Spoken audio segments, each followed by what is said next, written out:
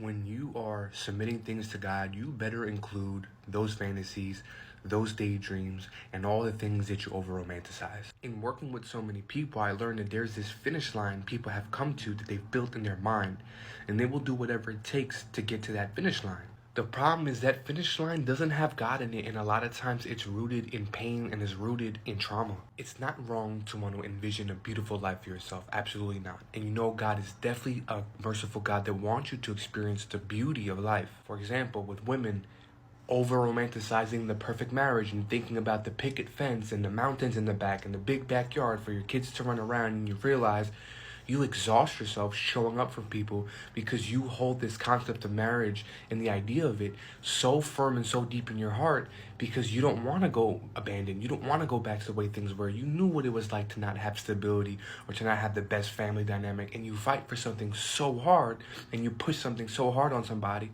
because it's something that you constantly daydreamed about when you were younger, when you just always said, when I get older, I'll have this, and you develop hyper independence because you want to fund this idea.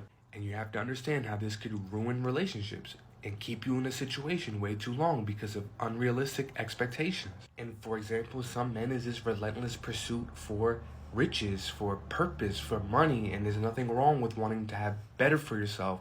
But if you grew up without, or you grew up being doubted, you carry this chip on your shoulder, and your mind brings you to a certain place where you're literally just trying to manifest the flesh desires off of the most painful version of you. So you will ignore your emotions. You will move completely rational and overly logical, trying to just achieve. And for a lot of men, when you gain your worth off of idolizing, glorifying productivity, you realize this also destroys a lot of your relationships, and it keeps you sometimes emotionally immature. A destination based off pain and trauma will build a journey based off of pain and trauma. What we all have to realize is what God ordains for us is what's going to be truly sustainable. So I have to let go of any attachment I have to a fantasy built in my head, because for women who daydream and fantasize about the beautiful marriage and the beautiful big wedding, what if God had a one-bedroom apartment for you, but the man of your dreams, the one that would protect, provide, and lead for you and bring you closer to him?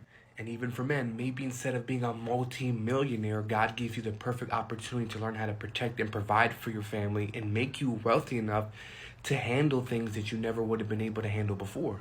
A lot of problems start from this root fantasy, whatever we daydreamed about. If we were younger and we didn't have the right counsel and we were hyper independent, we spent a lot of time thinking. Submit all of those thoughts to God and let him shape you and bring you into the journey that you're supposed to walk through. You'll find out it's even more beautiful than what you envision. And the craziest thing about all that is, God, I made my own plan. I'm a big believer in you. I'm going to submit everything to you. But this thing I built, this is mine, by the way. So please just bless this. Everything else is free game. But this here, God, this is off limits. I came up with this formula in my mind. So trust me, I've double-checked my work. I've double-checked this entire formula. It checks out. Thank you, God.